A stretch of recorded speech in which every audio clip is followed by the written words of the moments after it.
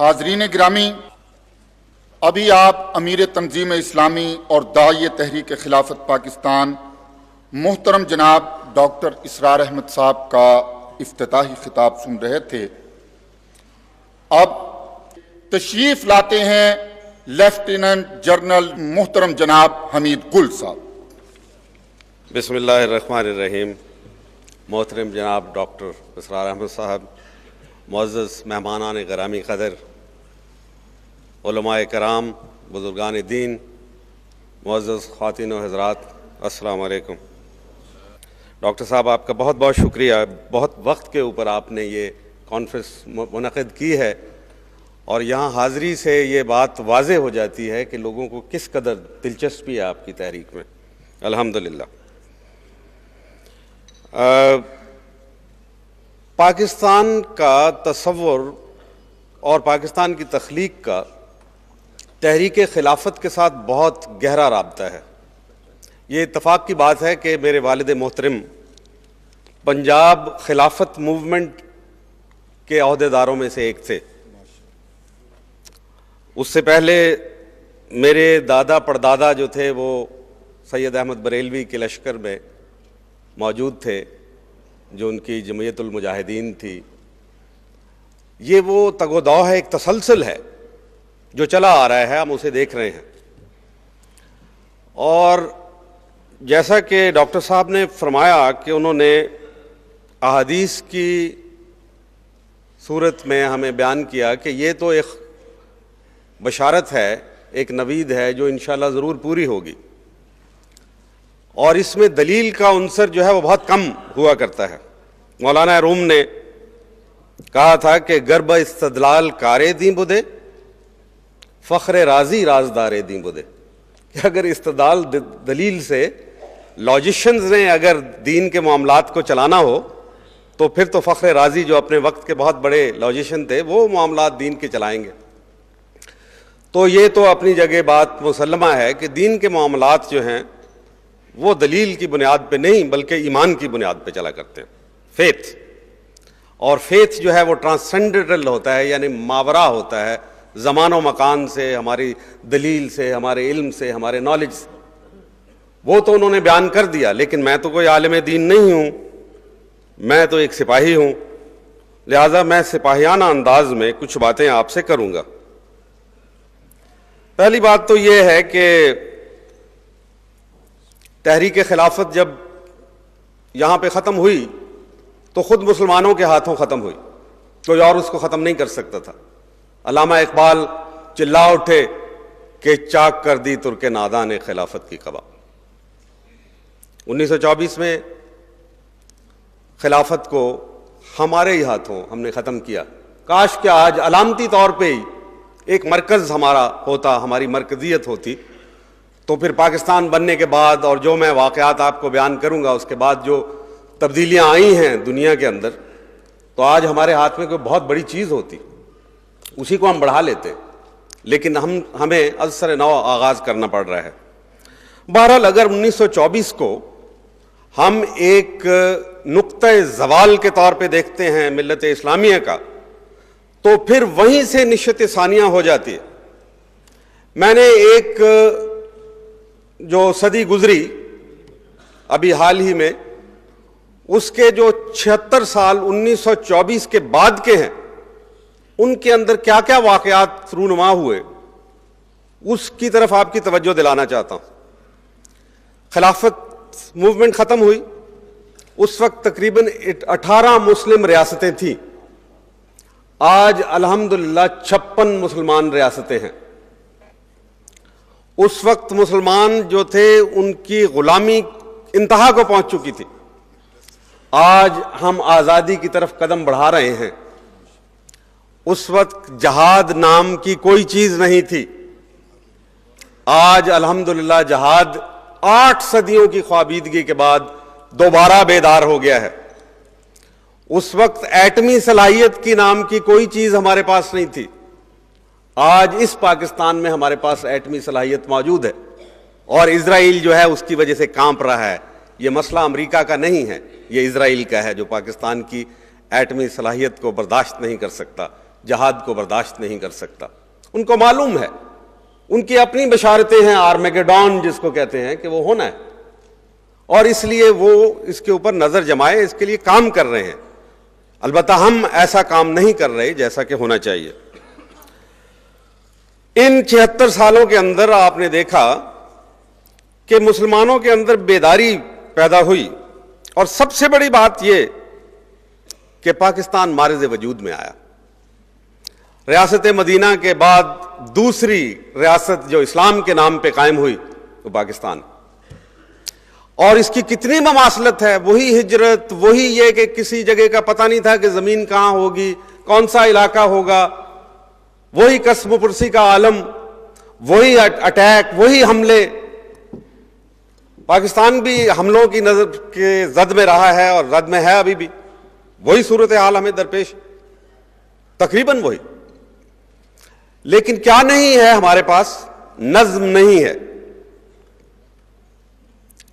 ان 76 سالوں کے اندر افغانستان میں الحمدللہ ایک چھوٹی سی قوم نے جو بے سر و سامانی کے عالم میں جس نے جہاد شروع کیا، ایک سپر پاور کو ٹکڑے ٹکڑے پاش پاش کر کے رکھ دیا۔ اس سے پہلے بھی یہ قوم، کیونکہ جہاد کی روح وہاں زندہ تھی، اسی صدی میں یعنی 1919 میں جو آخری افغان جنگ انگریزوں نے لڑی، اس سپر پاور کو بھی انہوں نے شکست دی۔ اس وقت برطانیہ سپر پاور ہوا کرتا تھا، اور اب اللہ کے فضل سے ان کے سامنے کھڑے ہو کے ان کی آنکھوں میں آنکھیں ڈال کے انکار کر دیا ان کی ڈکٹیشن لینے سے، تو یہ تیسری سپر پاور بھی جا رہی ہے اسی قوم کے ہاتھوں پہ۔ اللہ کی حکمت ہے۔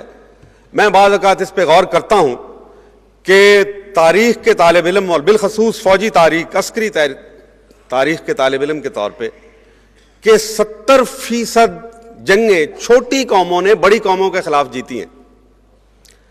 یہ اللہ اپنی عظمت دکھانا چاہتے ہیں کہ میں ہمیشہ نمرود کو مچھر سے مروا دیتا ہوں۔ جاپان نے رشیا کو مار دیا تھا تو اس کے اوپر بڑا پریس، مغربی پریس نے لکھا تھا جیپ دا جائنٹ کلر، کہ ایک دیو کو مار دیا ہے ایک چھوٹے سے جاپانی نے۔ تو بات یہ ہے کہ یہ اللہ تعالیٰ اپنی حکمت دکھا رہے ہیں، روشنی دکھا رہے ہیں، بتا رہے ہیں، اپنی نشانیاں بتا رہے ہیں۔ یہ ساری چیزیں پاکستان کے ارد گرد ہو رہی ہیں۔ ڈاکٹر صاحب نے اس کے کئی حوالے دیے۔ یہ کیوں ایسا ہو رہا ہے؟ پاکستان کا محل وقوع کیا ہے؟ پاکستان تہذیبوں کے ٹکراؤ میں کس جگہ کھڑا ہوا ہے؟ ہمارے طرف ایک طرف کنفیوشس کی تہذیب ہے جس کی چائنیز تہذیب کہتے ہیں، نیچے ہندو تہذیب ہے، اور ہمارے مغرب میں خود جس میں شامل ہے وہ اسلامی تہذیب ہے۔ اور آج جو پروفیسر سیموئل ہنٹنگٹن کا ایک فیمس تھیسس جس کے اوپر آج نیو ورلڈ آرڈر کام کر رہا ہے، اس کا نام ہے دا کلیش آف سیولائزیشنز۔ اس میں حیرت انگیز طور پہ ہنٹنگٹن کہتا ہے کہ کنفیوشس اور اسلامک تہذیب، کنفیوشس کی تہذیب اور اسلامک تہذیب مل جائیں گے، اور جوڈوئک کرسچن سیولائزیشن کے ساتھ، یعنی یہودی اور عیسائیت کی تہذیب کے ساتھ ان کا ٹکراؤ ہوگا۔ یہ آج کے نئے کانفلکٹ کی بنیاد یہ ہے۔ یہ نئی کولڈ وار آپ اس کو کہہ سکتے ہیں، یا شوٹنگ وار، وہ اس بنیاد پہ چل رہی ہے آج کل۔ چنانچہ پاکستان ان کے سنگم پہ واقع ہے تہذیبوں کے۔ یہاں پہ تہذیبیں ٹکراتی ہیں، حملہ آور ٹکراتے ہیں۔ یہ ایسا خطہ ہے، ڈاکٹر صاحب نے خراسان کی بات کی، لیکن اس سے آگے بڑھ جائیں، پاکستان بھی اسی میں شامل ہے۔ اور یہاں پہ ہمیشہ سے ٹوائن بھی اس کو کہتا ہے the roundabout of history, the eastern roundabout of history.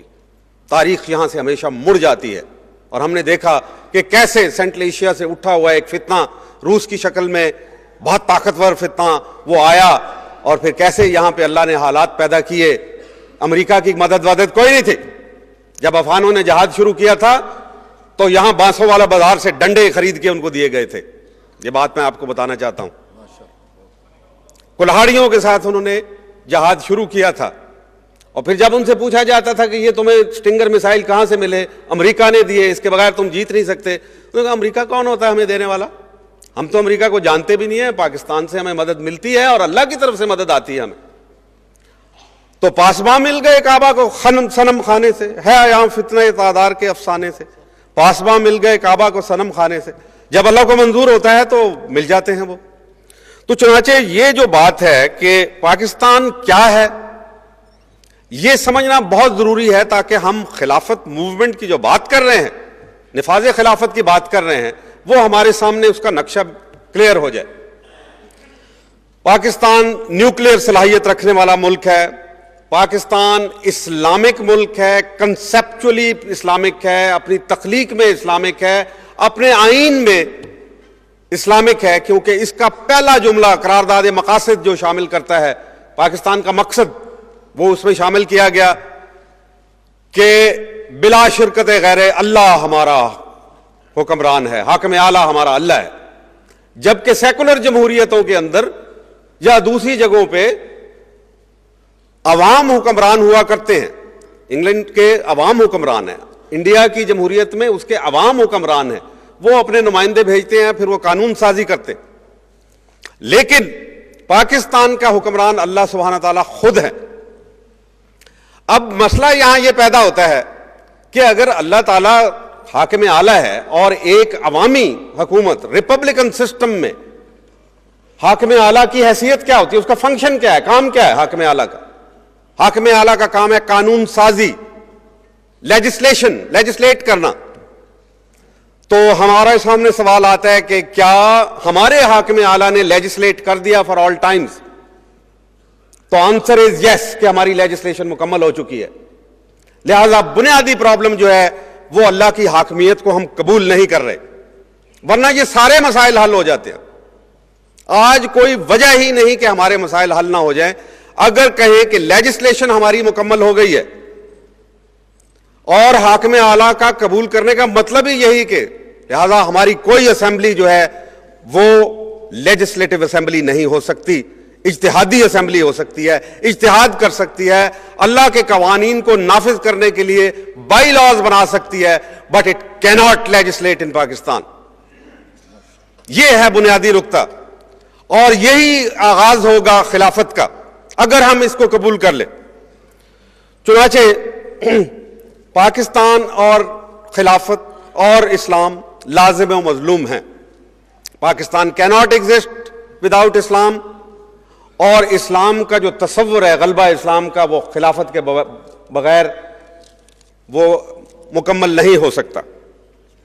اب ہم آتے ہیں اس بات کی طرف کہ اس وقت کیا خلافت کی ریلیونس ہے، سائنٹیفکلی اس کو ایگزامن کرتے ہیں کہ کیا خلافت کا تصور جو ہے آج کے دور میں ریلیونٹ ہے یا نہیں۔ میں اور بات نہیں کرتا، میں صرف تاریخ کے حوالے دیتا ہوں، رخ کیا ہے تاریخ کا، جو گزر گئی تاریخ اس سے ہم سبق ضرور سیکھتے ہیں، لیکن ہم دیکھتے ہیں کہ ٹرینڈز کیا ہیں تاریخ کے، اس کا بہاؤ کس طرف ہے۔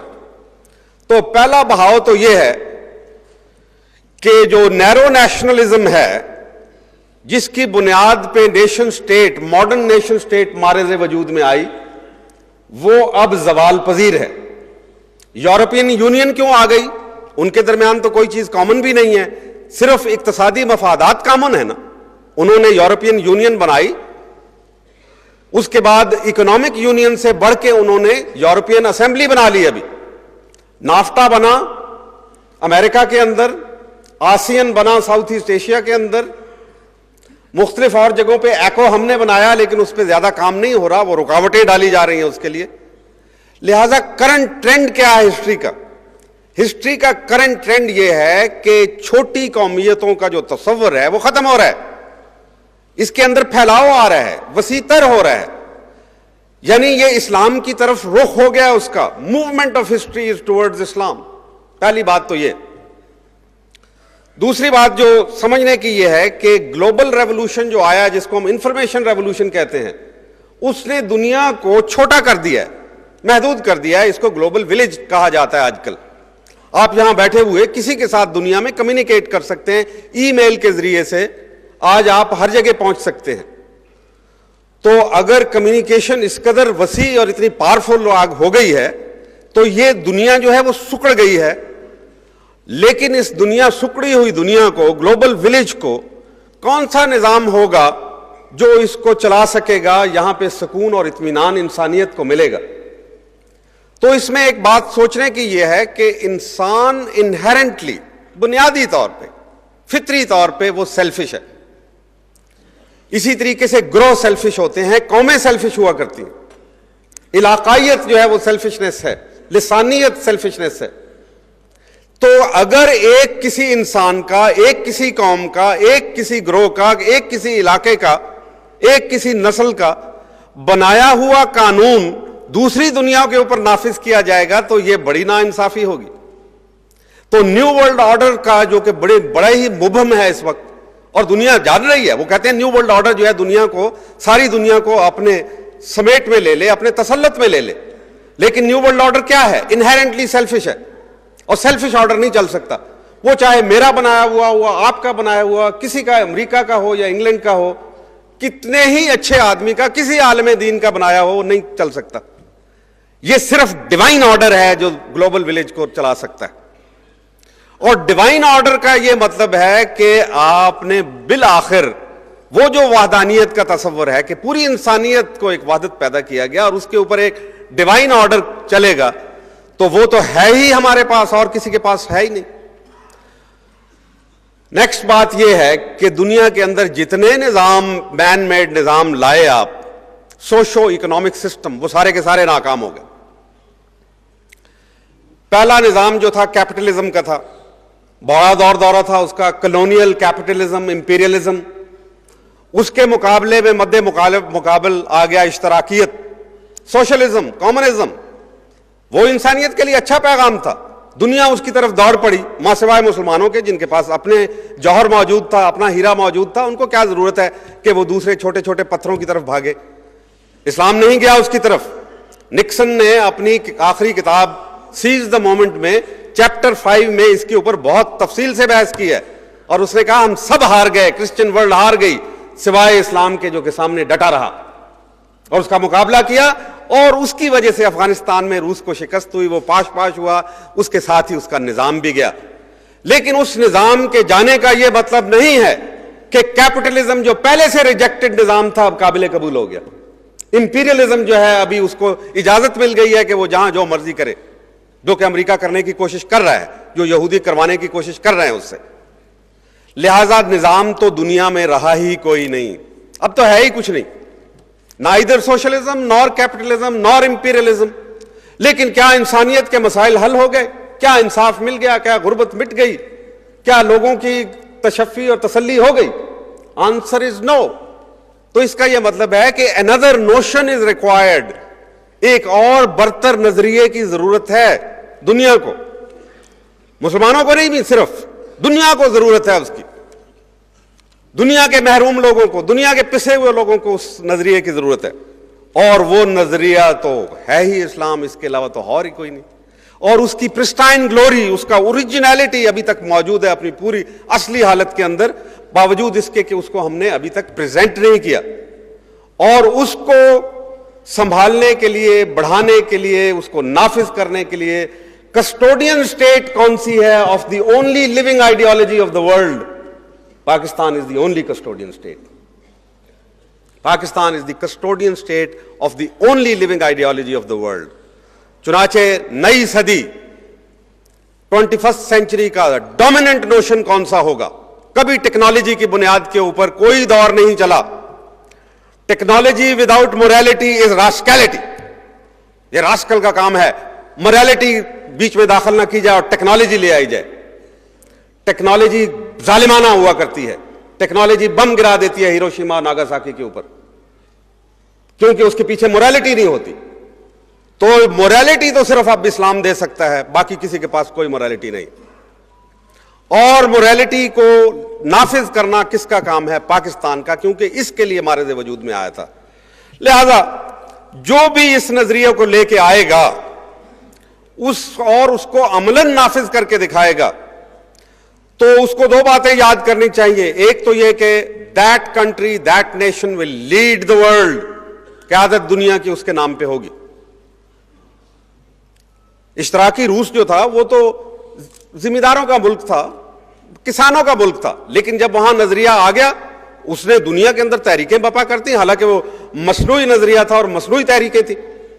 لیکن جب یہ اصلی تحریک آئے گی تو جو اس کو لیڈ کرے گا، جو اس کو عملاً نافذ کرے گا، وہ دنیا کو لیڈ کرے گا. اور دوسری بات یہ ہے، اس کی زبردست مخالفت ہوگی. یہ نہ سمجھیے کہ آسانی سے یہ کرنے دیں گے. اگر روس کے مصنوعی نظریے کو انہوں نے چیلنج کر کے بالآخر اس کا تیا پانچا کر دیا تو کوئی وجہ نہیں ہے کہ آپ کا مقابلہ نہیں ہوگا. آپ کا مقابلہ جاری ہے، آپ حالت جنگ میں ہیں، صرف آپ اس کو جان نہیں رہے کہ آپ حالت جنگ میں. چنانچہ آج اگر ہم دیکھتے ہیں کہ ہسٹوریکل ٹرینڈز میں جو گیپس ہیں تو وہ گیپ صرف پاکستان فل کر سکتا ہے. لہذا اگر خلافت کا کہیں نفاذ ہو سکتا ہے تو دیکھیں آئیں کیا پاکستان کے اندر خلافت کا نفاذ ہو سکتا ہے اور اس کے لیے عملی شکل کیا ہوگی. اس کے نٹس اینڈ بولٹس، اس کی حیت ترکیبی تو وہ ڈاکٹر صاحب اور مقررین بتائیں گے، لیکن میں صرف چند چیزوں پہ جو آپ کا توجہ مبذول کرانا چاہتا ہوں وہ یہ کہ نمبر 1، پاکستان نے تمام تجربے کیے اور سب میں ناکام ہو گیا. ہر تجربہ ہمارا ناکام ہو گیا اور یہی ہمارا سب سے بڑا اثاثہ ہے، کیونکہ ہم نے ہر دروازہ کھٹکھٹایا اور سب کو بند پایا. اب جس کو ہم نے کھولنا ہے اس طرف ہمیں جانا پڑے گا. یہی ہے وہ راستہ ہمارے لیے. اب راستہ کوئی بچا نہیں ہے. اگر یہ حکومت سمجھتی ہے یا اس سے پہلی حکومتیں یا جو آنے والے لوگ جو آنکھیں جمائے بیٹھے ہیں کہ ہم آ جائیں، ہمیں اقتدار مل جائے، اگر وہ سمجھتے ہیں کہ کوئی اور نظام چلا کے یہاں پہ معاملات ٹھیک ہوں گے تو یہ نہیں ہوگا. آپ نے کیپٹلسٹ اکانومی آزمائی، آج مارکیٹ اکانومی کے دھکے کھا رہے ہیں. آپ نے سوشلسٹ اکانومی دیکھی، آپ نے مکسڈ اکانومی دیکھی، آپ نے پریزیڈنشل فارم آف گورنمنٹ دیکھا، آپ نے مارشل لاز دیکھے مختلف نوعیتوں کے، آپ نے کنٹرول جمہوریت دیکھی، آپ نے پارلیمنٹری فارم دیکھی، آپ نے پریزیڈنشل فارم آف گورنمنٹ دیکھی. کون سی چیز ہے جو چھوٹے سے تھوڑے سے عرصے میں پاکستان نے نہیں آزمائی؟ ہر ایک چیز آپ آزما چکے، ماں سوائے اس چیز کے جس کے لیے آپ پیدا ہوئے تھے. تو اب تو وقت آ گیا ہے کہ اس کو آزمانے کا. ایک تو ناکامیاں جو ہیں وہ بذات خود آپ کو دھکیل رہی ہیں اس طرف، اور اب آپ کے پاس کوئی راستہ بھی نہیں رہ گیا.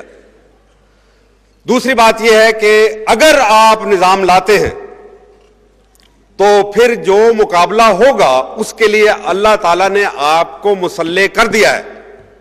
جذبہ جہاد آپ کا بیدار ہے، ایک اچھی فوج آپ کے سامنے موجود ہے، آپ کے ہاتھ میں موجود ہے، ایک قوم موجود ہے جو اس راستے پہ چلنا چاہتی ہے، نیوکلیئر صلاحیت آپ کے پاس موجود ہے، پشت پہ آپ کے اسلامی افغانستان موجود ہے، اس سے آگے ایران کا ریولوشن آ چکا ہوا ہے اور وہاں بھی جذبہ اسلامی موجود ہے.